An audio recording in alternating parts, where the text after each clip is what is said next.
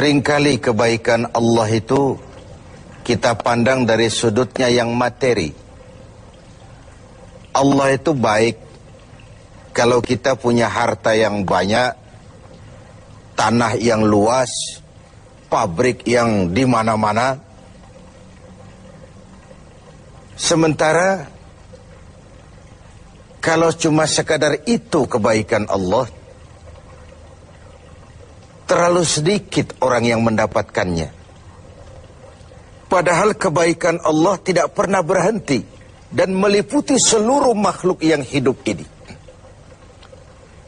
Karena itu pada kesempatan jumpa sore ini, saya ingin mengajak kita melihat kebaikan-kebaikan Allah dalam bentuk yang lain. Bahwa kita diberikan harta yang banyak, itu kebaikan Allah. Diberikan tanah yang luas, itu juga kebaikan Allah. Diberikan perusahaan, pabrik di mana-mana, itu juga kebaikan Allah.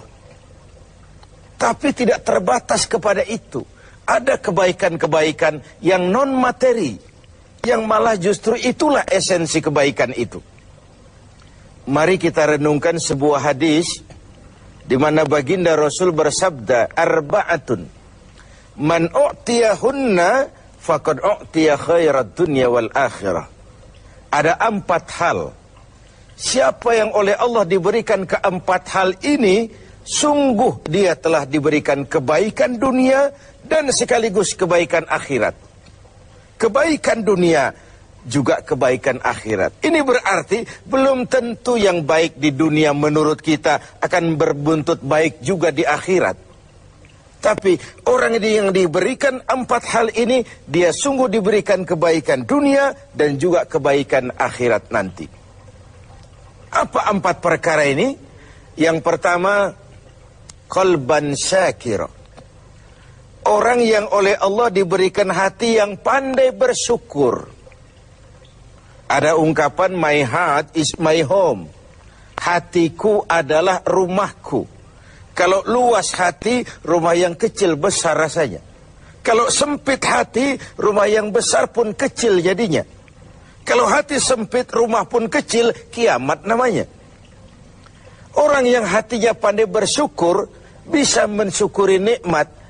Dan dengan dia bersyukur, semakin bertambah nikmat itu kepadanya. Banyak orang kaya harta, tapi miskin hati. Ini gejala zaman kita sekarang. Di tengah gemerlapnya harta, dia tidak tahu mau diapakan harta yang banyak itu. Orang-orang sufi menjelaskan bahwa kaya itu ada 2 macam. Ada kaya majazi dan kaya hakiki. Yang disebut kaya majazi, kaya artifisial. Lahirnya dibaluti harta, tapi hatinya miskin. Hidupnya sudah serba ada, tapi dia masih merasa kurang. Rumahnya sudah titik air liur orang melihatnya, tapi dia masih merasa belum apa-apa. Mobilnya berdecak orang kagum melihatnya, tapi dia rasakan itu pun masih belum. Maka dia selalu miskin. Dalam sebaya cukup dia masih merasa kurang, maka hidupnya pun selalu kekurangan. Orang yang diberikan hati yang kaya, sungguh sebuah kebaikan. Hati yang kaya, hati yang luas. Kalau hati luas, tandanya 2, bisa mensyukuri nikmat dan tidak mengingkari apa yang diberikan Allah kepadanya. Tapi orang yang hatinya sempit biasanya tidak pandai mensyukuri nikmat. Dan lebih celaka lagi ini, tidak senang lihat orang lain mendapat nikmat. Orang seperti ini ya susah gemuk. Sudah tidak bisa mensyukuri nikmat, tidak senang lihat orang lain mendapat nikmat. Tetangganya beli televisi saja dia demam. Nanti tetangganya beli sepeda motor, dia makin gawat. Masuk rumah sakit. Di rumah sakit dengar tetangganya beli mobil, mati dia. Disiksa oleh perasaan sendiri. Begitu orang yang miskin hatinya. Orang yang diberikan hati yang pandai bersyukur, sudah diberikan kebahagiaan dunia dan kebaikan akhirat. Ini yang pertama. Yang kedua, walisanan zakira. Orang yang diberikan lidah yang pandai berzikir, menyebut nama Allah dalam artian yang seluas-luasnya. Tasbih ya zikir, tahmid ya zikir, tahlil ya zikir. Tapi ada fenomena lain. Melihat apapun yang mengagumkan, dia kembali kepada Sang Maha Pencipta. Itu pun zikir. Melihat semesta jagat raya, melihat bintang gemintang bertaburan di angkasa, melihat lautan luas terhampar biru membentang, melihat gunung tinggi menjulang ke angkasa, semuanya mengingatkan dia kepada Allah. Itu pun zikir. Diberikan lidah yang pandai berzikir, mengingat Allah dalam segala keadaan. Dan bukankah Islam mengajarkan seperti itu? Dari hal-hal yang paling kecil, memulai pekerjaan, bismillah. Melihat sesuatu yang hebat, Masya Allah. Melihat sesuatu yang luar biasa, Subhanallah. Terkejut, Astaghfirullah. Berjanji, Insya Allah. Semua dikaitkan dengan Allah. Inilah zikir itu. Hidup yang larut dalam alur ketuhanan. Yang ketiga, wabadanan alal bala'i sabir. Beruntung orang, diberikan kebaikan orang, kalau dia dikaruniai badan yang tegar menghadapi bencana, tegar menghadapi cobaan, kuat menghadapi tantangan. Tantangan itu penting. So, kalau tidak ada tantangan, kita akan tidur.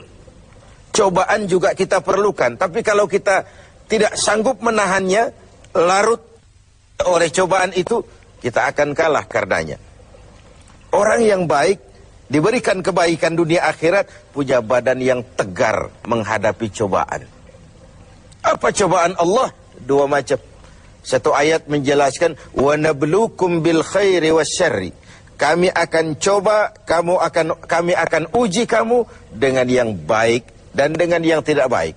Dengan yang enak dan dengan yang tidak enak. Dengan yang menyenangkan dan dengan yang tidak menyenangkan. Bukan cuma sakit cobaan itu, sehat pun ujian. Bukan cuma miskin ujian, kaya pun cobaan. Bukan cuma tidak punya jabatan cobaan, naik pangkat pun ujian. Kita nih yang namanya ujian kan yang tidak enak saja. Kalau sudah sakit, ya Allah, sedang diuji. Sehat, lupa daratan.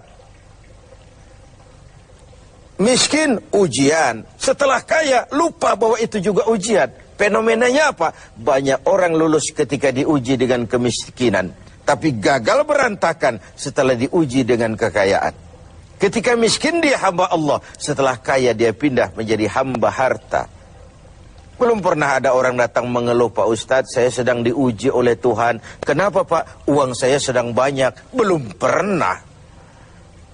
Kalau sudah bangkrut, miskin, baru merasa diuji.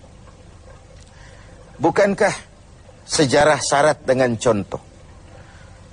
La nufarriqu baina ahadim min rusuli. Kami tidak membeda-bedakan para rasul.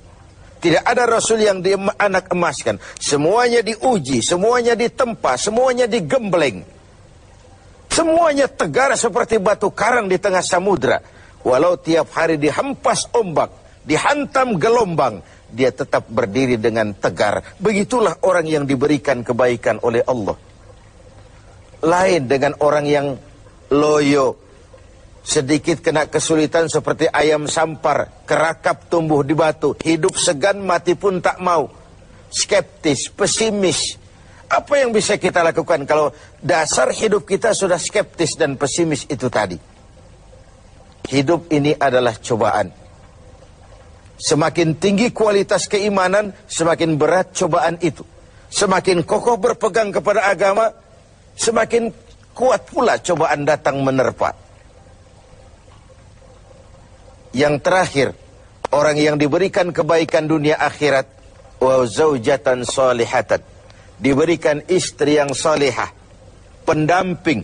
Tidak ada suami bisa sukses jadi apapun dia tanpa peran serta dan dukungan istrinya. Itu sebabnya baginda Rasul menikah dengan Sayyidatuna Khadijah. Apa yang jadi pertimbangan beliau? Mengawini seorang janda yang umurnya 15 tahun lebih tua pula dari beliau. Kalau sekedar memperturutkan hawa nafsu, mestinya tidak Khadijah yang dipilih oleh baginda Rasul. Mestinya Kalau istilah kita sekarang cari ABG saja.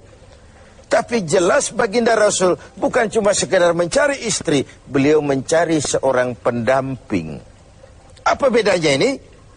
Tiap perempuan bisa jadi istri, memang, tapi tidak tiap istri bisa jadi pendamping. Itu dibuktikan dalam sejarah. Orang lain belum beriman, Khadijah iman.